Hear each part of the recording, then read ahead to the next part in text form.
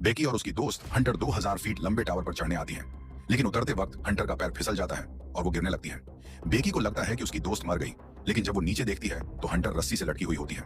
Hunter उसे बताती है कि उसके हाथ छिल गए हैं और वो अब ऊपर नहीं चढ़ सकती।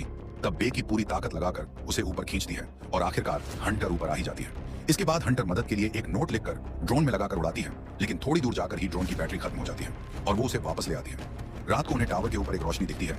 फिर बेकी ऊपर जाकर ड्रोन चार्ज करने का फैसला करती है। जैसे तैसे वो ऊपर चढ़ती है और खुद को वहीं लटकाए रखती है जब तक ड्रोन चार्ज नहीं हो जाता। उस दौरान उस पर पक्षी भी हमला करते हैं, लेकिन वो किसी तरह बचकर नीचे लौट आती है। घंटों तक ऊपर लटके रहने की वजह से उसकी हालत बहुत खराब हो जाती है। इसके बाद वो फिर से ड्रोन उड़ाती है और उन्हें एक घर दिखता है, लेकिन तभी एक गाड़ी आकर ड्रोन को तोड़ देती है, जिससे उनके पास निकलने का अब कोई रास्ता नहीं बचता।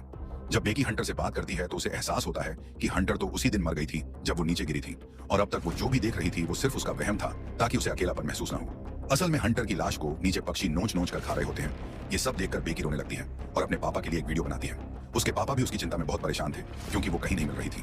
अगली सुबह तक बेकी ने जिंदा बचने की उम्मीद छोड़ दी थी।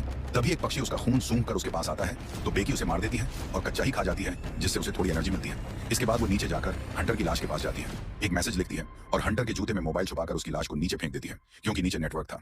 रात को हंटर के पापा वहां पहुंचते हैं और हंटर की लाश को देखते हैं तो उन्हें लगता है उनकी बेटी मर गई है, लेकिन तभी बेकी वहां से दौड़ती हुई उनके पास आती है और इस तरह बहादुरी से उस टावर से जिंदा बचकर बाहर निकल आती है।